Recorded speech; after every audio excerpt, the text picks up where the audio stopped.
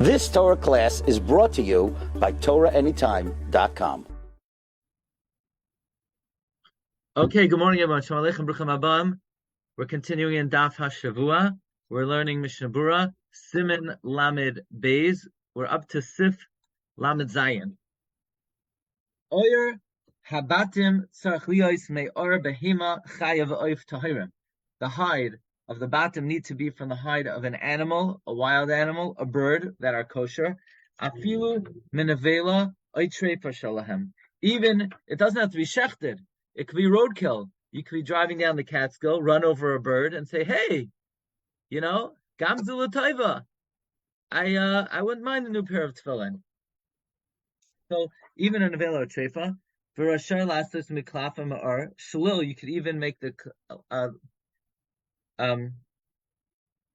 from the parchment or the hide of a placenta or an embryo. Okay, let's see the Mishna Berura. Sivkatan kuf samache or habatim vuadin or hatitura. Likewise, the hide of the titura of hamavarta kivan shemachuber v'tafer shabat the habatim, since it's attached and connected to the batim.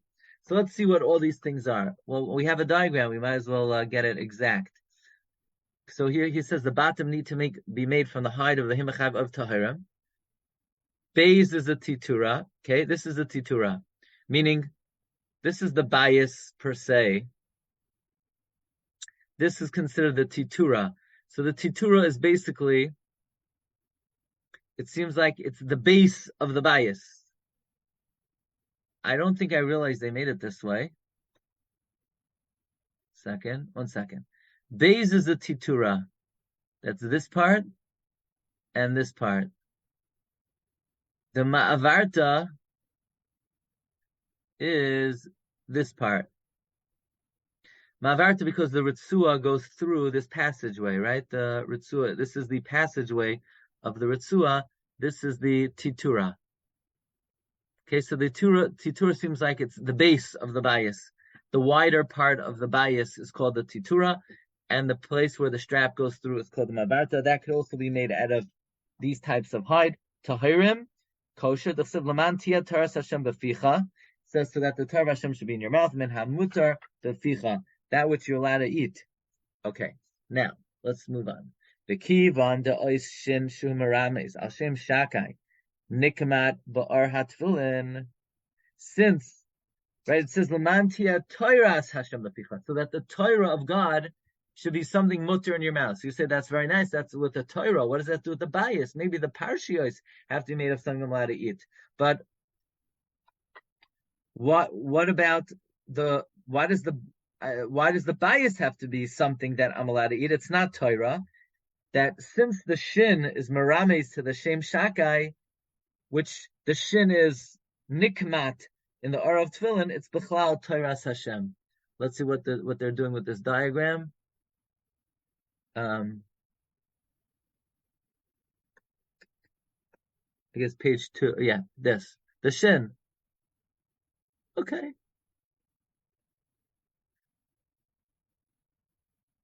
Now, I want to tell you something very interesting. There's an interesting Beis Yosef.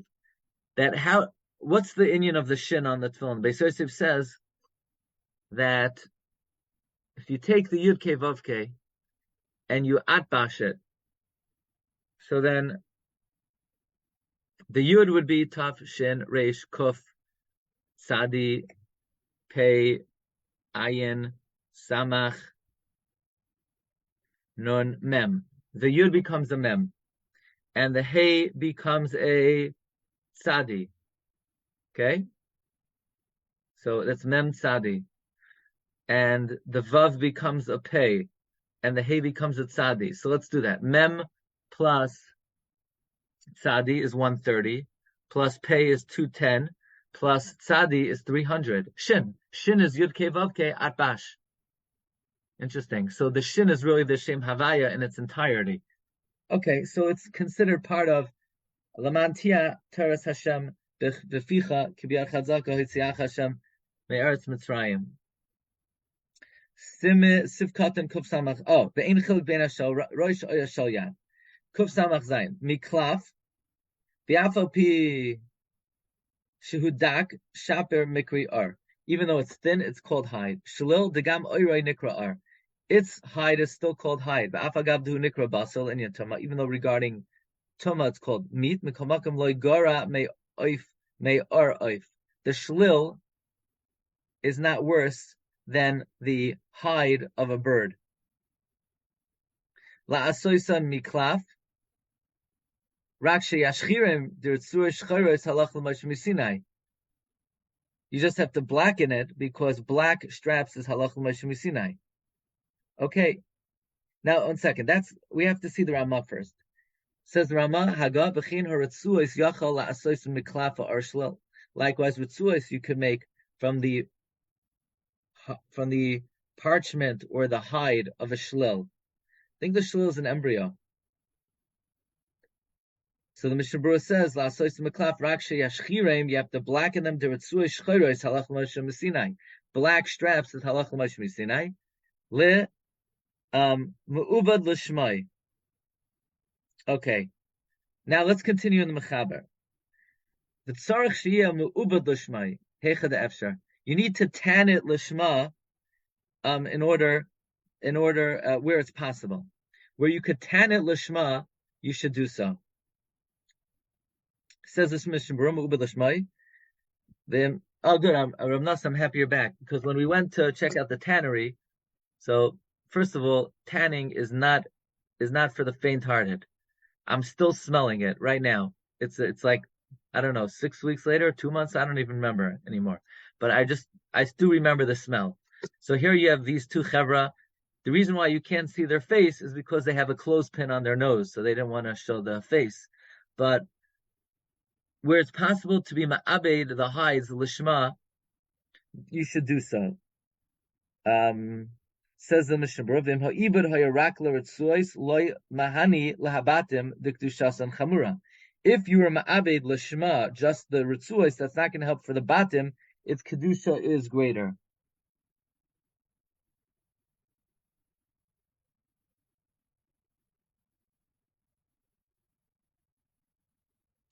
So let's see the Bir Halacha.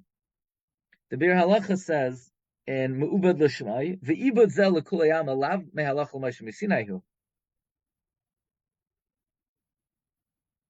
Why do you have to tan it? It's not halach l'mash misinai.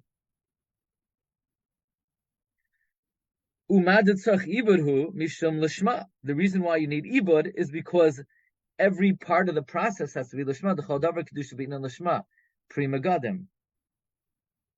I don't really understand what the point of the Bir Halacha is. I mean, don't you have to tan it? Otherwise, you can't produce the leather. What's the Bir Halacha bothered by? Why do you need to tan it? I guess it's not halacha l'moshe misina. You need to tan it. You need to tan it because otherwise you can't get leather. The reason it has to be l'shma is because everything that is done with stam has to be l'shma, but it's not halacha l'moshe misina.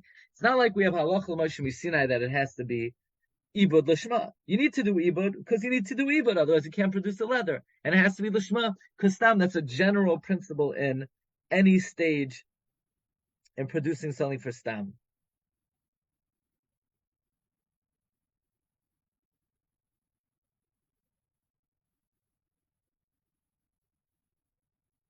Okay, I want to look in the next Bir Halacha very quickly.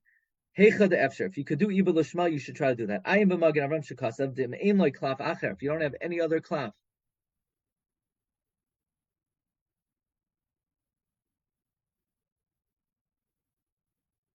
yachal levarach hazeh, you could make a bracha on it. Why? The chedai hu aramam lismach alav levarach. The gam Rashi Yisrael lekein. If you look in the Ber HaGoyla, the Ber HaGoyla brings that the Smag and the Rush require Ibud L'Shma, the Rambam does not require. So if you don't have Ibud L'Shma, then you can rely on the Rambam. U'L'chayra ein mekel ha'magavam l'inyan bracha.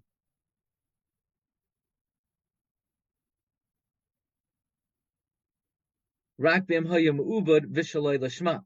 The Magen Avraham is only lenient if you did tan it, but it was shaloi l'shma. Aval loy b'she'enim ubud klal, dezel loy matzina l'Rashi. In other words, if it's not tanned at all, that the Magen Avraham would never be lenient. He says, Ibrahim, Madigilanu Hagras, Makaira, Darame, Hode Ervin, the Arabatim, Mukain, Arkmea, Shu, Arshe, Inamu, Klau.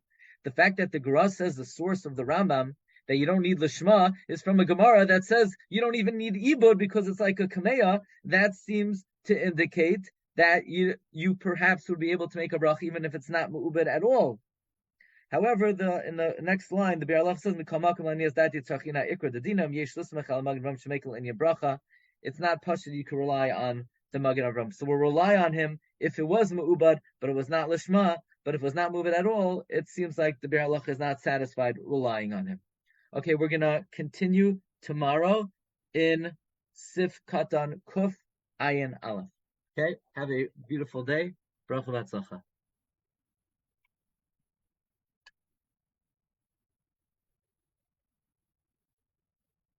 You've just experienced another Torah class brought to you by TorahAnytime.com.